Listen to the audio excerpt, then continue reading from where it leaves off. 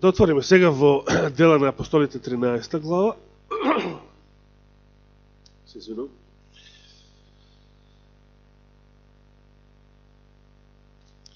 Да се подсетиме само па што беше интересна и се уште е, иако одамна не постои како град, само како археолошки локалитет во Турција, Антиохија Писидиска.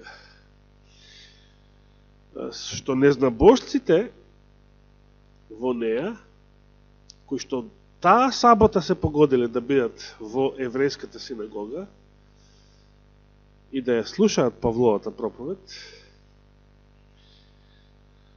биле поттикнати да побараат, дури тука текстот вели го молеа, биле поттикнати да побараат овие зборови да им се проповедаат и во следната сабота. 42 стих вели: кога излегуваа јудејците од синагогата, незнабожците ги помолија овие зборови да им се проповедаат и во следната сабота. Зошто го побарале тоа? Ова само за подсетување. Вие барате, некој од вас барате, кога ќе чуете проповед, колку убава и да е проповед, колку е силна да е, барате истата проповед да ви се каже и следната сабота? Бара некој од вас таква? Степова. Так. Овие прозелити, иако се наречени незнабожци, тие биле веќе, тие биле необрезани, но веќе биле, значи, како пријатели, огласени верници во израелскиот Бог и веќе ги посетувале синагогалните саботни богослуженија. И пред тоа, тие сакале следната сабота да се проповедаат истите зборови, за да ги повикаат сите своји соседи, роднини, сите тие што исто така се незнабожци, пагани, многобожци, да ги повикаат сите тие необрезани и тие да ги слушнат овие зборови. И прочитавме тогаш 43-тиот стих: и кога се распушти собирот, мнозина јудејци и побожни прозелити појдоа по Павле и Варнава. Тие разговараа со нив и им советуваа да останат во Божјата благодат. И сега 44-тиот: следната сабота се собра скоро целиот град да го слушне Словото Божјо. Ова беше тоа интересно. Скоро целиот град. И како што рековме, сигурно не можело да го собере во еврејската синагога. Каде се одржал тој собир? На площад ли, во амфитеатарот ли? Не, би требало да биде отворено. Но, бидејќи тогаш немале микрофони и озвучување, амфитеатрите биле така градени, што имало совршена акустика, подобра од овие, сега ќе внимам како ќе се изразам, подобри од технологијата на озвучување на 21. век. Но, сепак не тврдам дека морало да биде во амфитеатар. Каде и да било, ако требало, Светиот Дух ќе му дал на апостол Павле посебна сила и благодат да го чујат сите присутни. Битното е што се собрале во саботен ден, а не каде се собрале. Бидејќи во саботен ден било и на незнабожците, значи, и на необрезаните, и на пријателите на вистината, кои што се уште биле необрезани. Оние, значи, што веќе почнале да го почитуваат, да го обожуваат Творецот, единствениот вистински Бог, и затоа ги посетувале еврејските синагоги, иако не биле се уште прозелити, не се обрнувале се уште во јудејската вера. Сите тие знаеле исто така дека Творецот се слави на посебен начин во саботен ден, во тој ден. Тоа бил неговиот ден. И тука гледаме дека 45 стих понатаму, но јудејците кога видоа многу народ, кога сега видоа како паганскиот град се собрал да го слушне Павла, Словото Божие, се исполнија со завист. Еве го вечниот проблем на оние што самиот апостол Павле ги нарекува Израел по тело. И до ден денес е тоа проблем. Се исполнија со завист и му противречеа на оно што го зборуваше Павле и хулеа, или преведено на наш јазик, пцуеа. Како би звучало? Ја вака ќе го преведев тоа. И пцуеа. Бидејќи тоа е тоа. Тогаш Павле и Варнава им рекоа отворено, 46 стих. Словото Божие требаше најнапред вам да ви се проповеда, но кога вие го отврлате и сами покажувате дека не сте достојни за вечниот живот, затоа еве ние се обраќаме кон незнабожците. Значи и проповедајќи го Евангелието, Павле го почитува господовиот принцип. Прво на евреите им се проповеда, а тогаш кога тие го отфрлале, се обраќал кон незнабожците. Значи немало простор, немало никаква причина за завист. А 48 стих ни вели пак, незнабожците слушајќи го тоа се радува и го славеа Словото Господово и поверуваа сите кои беа определени за вечен живот. Со други зборови, тие реагираат токму како во Христовата парабола, кога човекот го нашол тој бисер, кога го нашол тоа благо, кога ја нашол вистината, тој се радувал. Се радувал, бидејќи тоа Евангелието, тоа и е радосна вест, радосна порака. Но да ја чуеме Павловата проповед предходно, што, значи, првата сабота била проповедена во синагогата во Антиохија Писидиска. Ке се вратиме кај 15-тиот стих. 14-тиот веќе кажува, значи после Кипар, после Пафос, стигнаа во Пергија Памфилиска, тука Јован се одвои од нив, се врати во Ерусалим. А тие од таму тргнаа и стигнаа во Антиохија Писидиска. Тука во сабота влегува во синагогата и седнаа. И сега 15-тиот стих. По читањето на законот и на пророците, значи синагогата си имаше своји утврдени протоколи на богослужение. Значи, по читањето на законот и на пророците, ако сте биле во еврејска синагога, знаете, рабинот го отвора свитокот на законот. Од еден ормар се вади тој свиток со голем стравопочит, со церемонија. И по читањето на оној дел од свитокот, значи од законот и пророците, кој што бил предвиден за таа сабота, старешените на синагогата пратија луѓе да им кажат: мажи, браќа, ако имате зборови за утеха на народот, зборувајте. Ево е многу интересно. По ова се разликуваат синагогите од првиот век од било кога подоцна, па и денешни синагоги. Во денешни синагоги вакво нешто немате. Ретко каде може и во некоја христијанска црква да се случи. Јас мислам дека оваа катедра беше најлибералната катедра. Тука можеше да се качи било кој гостин, дури и баптисти, и да држат проповед. Ние сме биле најлиберални тука. Но ретко каде е можно да се најде вакво нешто. Каде што некој гостин, некој што ќе дојде случајно, што ќе влезе од страна, само затоа што е гостин, може би непознат, и ќе го поканат, ќе му направат чест, ќе го поканат, ако има желба, тој да се обрати, тој да каже нешто што ќе биде од духовна полза, што ќе биде за благослов на слушателите, за утеха на овој народ, се мисли на еврејскиот народ, избраниот народ.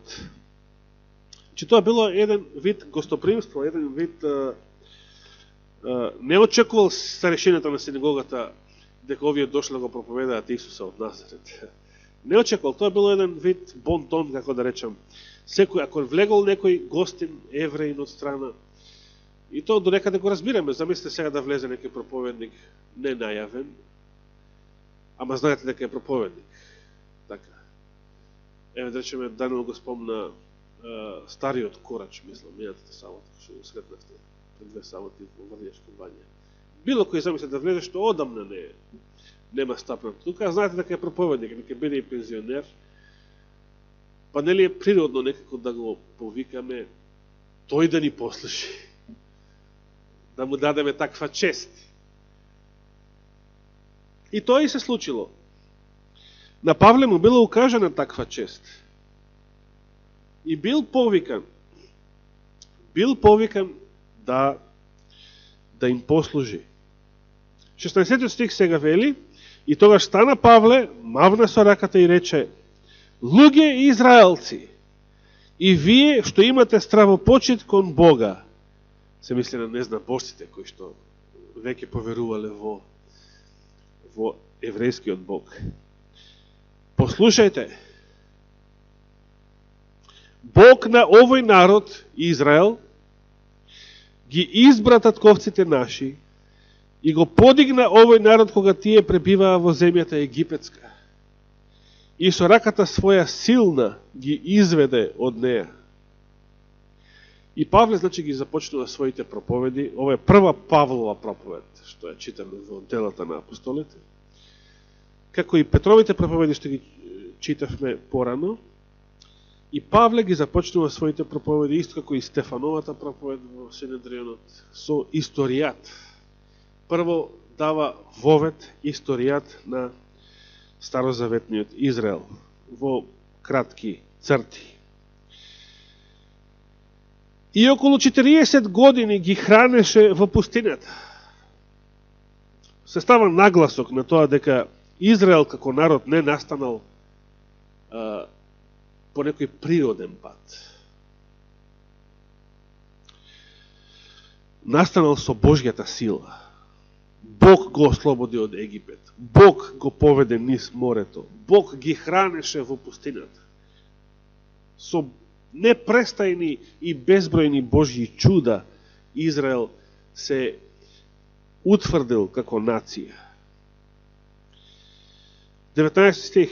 А потоа, откако уништи 7 народи во земјата хананска, ете каков геноцид, 7 народи истреби Господ, за да се насели Израел во таа земја. Со ждрепка им ја раздали земјата во нивно наследство. Поентата е, не можеле израелците сами да ја освојат таа земја. Ни тоа не можеле. Тие 7 народи, од кои едниот од нив бил джиновски народ, на чие чело се наоѓал джиновскиот цар Ог, царот Васански. Израелците не можеле сами да ги победат и да ја освојат таа земја. Повторно, нагласокот е дека Божјата сила тоа го направила. Бог ги населил во таа земја. Што следи понатаму? За околу 450 години им даваше судии до пророкот Самуел. Интересен податок, апостол Павле ни кажува колку траел историски периодот на судиите. До времето на Самуел 450 години, 4,5 века, значи цело турско робство, за наши поими гледано. И после тие 450 години, значи можеме да сметаме од Мојсеј до Самуел 450 години, што се случува?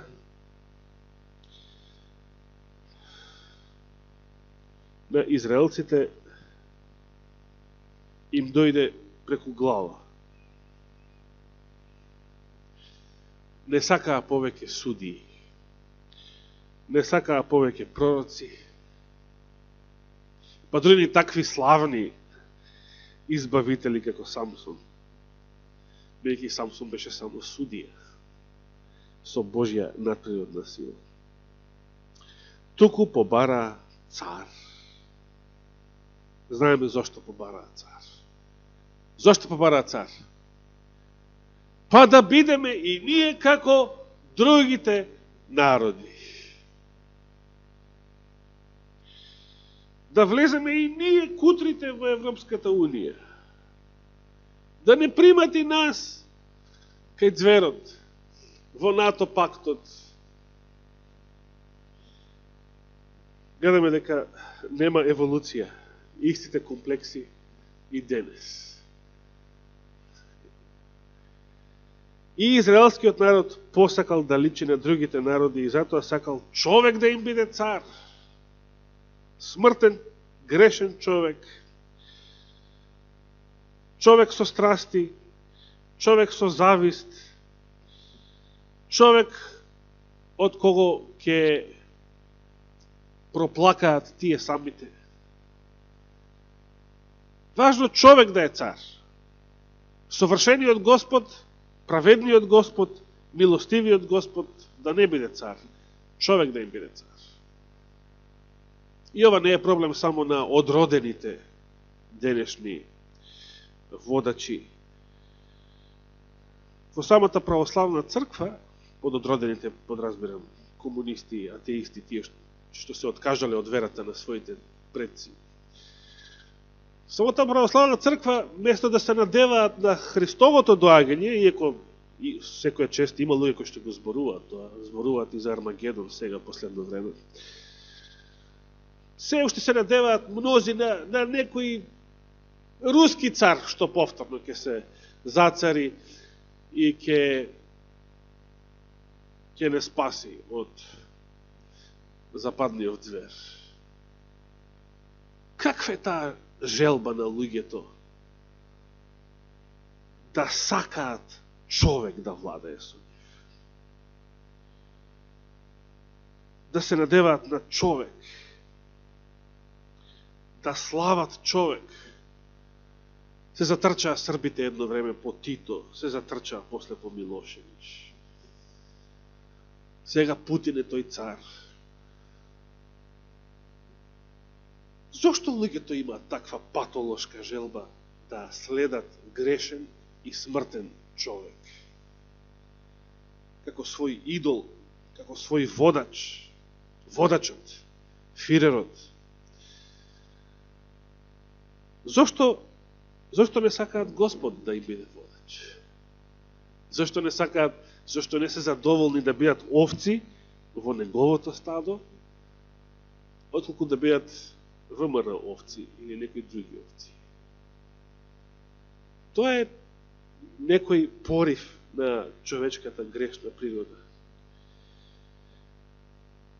кој што се темели на маловерие и на неверие во Божјата сила, во Божјата праведност, во Божјата милост и во неговата бесконечност.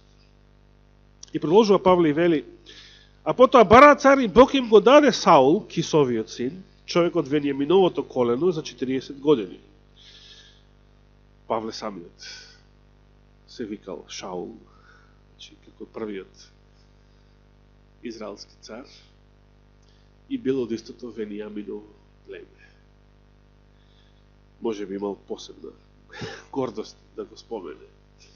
Но Павле нагласува на друго место кога вели таму во Филипјаните, го нагласува фактот дека неговото Венијаминовото племе е какво? Најмалото племе. И првиот израелски цар беше од најмалото племе. И тоа беше по Божја волја, што ако беше, например, од јудиното колено, ќе завидува ефремовците, да речеме, или некои други по-големи, силни племиња. Но Господ го избра од најмалото племе, па да не се лутат овие големи, да не се карат и да не се завидуваат. Еве го најмалото. Ја знаем историјата на Саул, зборувавме за него малку подетално. Вели понатаму Павле, кога го отстрани него, за цар им го подигна Давид, за кого и рече сведочејки, најдов маж по срцето свое, Давид, синот Јесеев. Тој ќе ги исполни сите мои барања. Што значи ова по срцето свое? Духот на пророштвото објаснува. Не значи и ова дека е некој совршен, безгрешен цар, бидејќи таков од месо и коски не постои, освен Божиот син.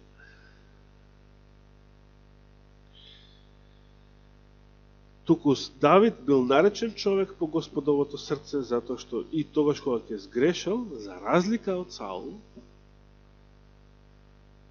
за разлика од денешниот Израел и еден куп други, тогаш кога ќе сгрешал, знаел да се покае. Знаел да се понизи. Затоа е наречен човек според Господовото срце. Од неговото потомство, Бог, според ветувањето, го издигне за Израел спасителот Исус. И сега веднаш ја скока целата преостаната старозаветна историја, бидејќи битното е тоа. Преку Давида да се најави спасителот. Они што сами сите евреи го очекувале и го нарекувале син Давидов, значи очекувале дека, бидејќи беше така проречено, дека од лозата на Давид, од неговото семе, ќе дојде Месија, спасителот. Пред неговото доаѓање Јован, како предгласник, му проповедаше на сиот израелски народ покајно крштавање. А кога Јован го завршуваше своето дело, прашуваше: за кого ме сметате? Јас не сум тој, но ете по мене иде оној кому не сум достоен да му ги одврзам ни обувките на неговите нозе. Имало, значи, во времето на Јован, израелци кои што биле понесени од таа желба да се следи човек. Понесени од таа желба, понесени од таа еуфорија, биле спремни самиот Јован да го прогласат за Месија, за оној ветениот, долго очекуваниот избавител на Израел. Но Јован отсечно ги упатуваше да гледаат и да очекуваат друг, оној што доаѓа по него. По овој вовед, Павле сега продолжува со главниот дел од својата проповед, значи кај 26 стих, и вели: мажи, браќа, синови од родот на Авраам, оние меѓу вас што имаат здраво почит кон Бога, нам ни е испратено словото на ова спасение. Всушност, жителите ерусалимски и нивите началници, бидејќи не го препознаа, ги потврдија пророчките зборови што се читаат секоја сабота со тоа што го осудија. Интересно, Павле ги подсетува сега евреите во Антиохија дека во нивните списи во Стариот Завет постојат пророштва дека Месија ќе биде отфрлен и презрен од својот народ. Може да се сетиме ние на некоја таква пророштво од Стариот Завет. На што алудирал апостол Павле.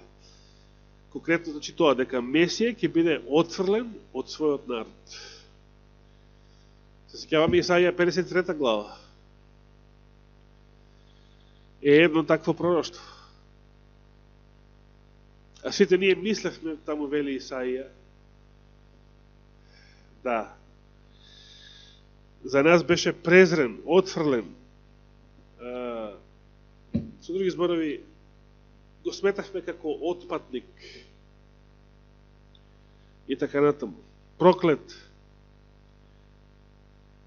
Како што подоцна ќе им напише Павле на Галатјаните, што во законот било напишано: проклет да е секој што виси на дрво, значи кога го виделе евреите Христа закован на крстот, Значи стварно е прокнат од Бога. Стварно е отфрлен. Да, меѓутоа, уште само половина чекор е потребно за да ја сватат вистината. Да не се застане само на тоа, туку и малце понатаму, зошто Господ тоа го направил? Заради нашите гревови, заради нашето спасение. И така, иако не најдоа никаква вина за осуда на смрт, побараа од Пилат да го убие. Ова многу ме подсетува на Петровата проповед. И Петар ја нагласува уште на 50-ница, уште на првата проповед, че е првиот клуч, Петар ја нагласи вината на еврејските водачи. И сега Павле истото. Откако не најдоа никаква вина во Христа за осуда на смрт, тие сепак бараа од Пилат да го убие. Со тоа јасно се истакнува беззаконието. Како кога велиме дека оваа власт јасно го крши уставот и така натаму. Јасни, работите се јасни. Еве што пишува во уставот, еве што пишува во законите, нема тука филозофија. Пилат 2 пати го прогласи Исуса за невин, според римското право, значи според римскиот закон, штом гувернерот или царот прогласал некого за невин, тоа автоматски значило ослободителна пресуда. Не еднаш, Пилат 2 пати рекол. Во Евангелијата читаме дека не наоѓам никаква вина во него. Значи Пилат де јуре 2 пати го ослободува Исуса. Зошто де факто ни еднаш не го ослободил? Затоа што се работи за беззаконие сега. Од тука па понатаму, што се случува е беззаконие, а не нешто што е според законот. Било еврејски или римски. 29 стих. А кога го изврши сето тоа што беше напишано за него, го симнаа од крстот и го положија в гроб. Но Бог го воскресна од мртвите. А тој во текот на многу дни им се јавуваше на оние што со него дојде од Галилеја во Ерусалим и кои се сега сведоци негови пред народот. И ние сега ви благовестуваме дека ветувањето дадено на нашите татковци Бог го исполни на нас, чедата нивни, откако го воскресна Исус, како што е и во вториот псалм напишано. И сега го цитира вториот псалм: Син мој си ти, денес те родив и јас, а дека го воскресна од мртвите и дека веќе нема да се враќа во распагање, рекол и вака: ќе ви дадам сигурни ветувања дадени на Давид. Ова е друг цитат. Затоа и на друго место зборува: нема да допуштиш твојот светец да види распагање. Кој псалм беше овој? Иако не го кажува сега. 16-тиот. Каде што Давид вели, и Петар ги цитираше неговите зборови исто така на 50-ница. Истото. Бидејќи нема да дозволиш твојот светец да види трулеш или распагање. Со тоа било најавено Христовото воскресение. 36 стих. А навистина Давид, откако му служеше на својот род, според Божјата волја, се присоедини кон татковците и виде распагање, исто како и Петар. Гледате, нема ништо посебно во Павловите зборови, што би го прогласиле за интересна, силна проповед. Тој ги кажува само силните факти на вистината, што никој не можел да ги порекне. Тој и Петар им го зборувал на ерусалимците, уште на 50-ница. И тоа се уште било првиот век, се уште биле живи. Самиот Павле подоцна ќе го напише посланието до коринтијаните, кај што ќе рече, од тие 500 души кои што го видоа воскреснатиот Исус, некои од нив почина, меѓутоа некои се уште се живи, значи се уште беа живи и пред тоа. Може би повеќето од тие 500 се уште беа живи кога Павле ја проповедал оваа проповед во Антиохија Писидиска. Значи никој не можел да ги порекнува. Тогаш не можеа да се јавуваат вакви неверници како денешниве да го порекнуваат Христовото воскресение. Тогаш имаше живи сведоци кои што знаеа дека Христос воскреснал. И самите евреи знаеа дека Христос воскреснал. И самите римјани знаеа дека Христос воскреснал. Тоа никој не можел да го порекнува. Но оној кого Бог го воскресна, не види распагање. И така знајте, мажи и браќа, дека преку него вам се проповеда простување на гревовите. И од се, од што не сте можеле да се оправдате преку законот Мојсеев, преку него се оправдува секој кој верува. Значи, од законот Мојсеев не доаѓа оправдание. Само преку Христа. Затоа внимавајте да не дојде на вас она што е речено во пророците. И сега цитира: погледнете вие кои презирате, зачудете се и исчезнете. Ова е цитат од Авакум 1.5, според конкордансот. Зашто во ваше време ќе извршам дело во кое немаше да поверувате, ако некој би ви го раскажал. И тука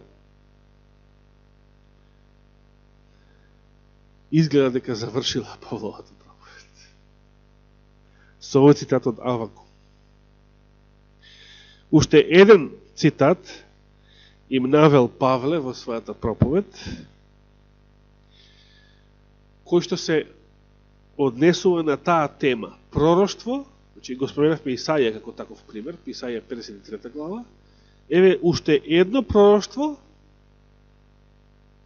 алузија на некој начин, дека самиот избран народ, израелски народ, нема да го прифати Божиото дело, кое што Господ ќе го изврши. Преку Исуса Христа, се разбира. Да го повторам цитатот, како што е тука наведен, од Авакум 1.5. Погледнете вие кои презирате, зачудете се и исчезнете, вели. Зашто во ваше време ќе извршам дело во кое немаше да поверувате, ако некој би ви го раскажал. И навистина, не само тогаш, цели 2000 години не веруваат до ден денес. И мнозина денешни потомци на некогашни христијани не веруваат. Денес има се помалку и помалку вера кај бившите христијански народи, бејќи тоа повеќе не се.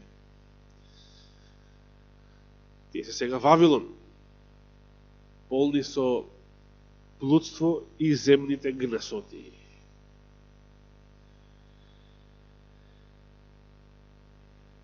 И Господ прашува: а кога ќе дојдам на земјата, кога ќе дојде Синот човечки, ќе најде ли вера на земјата?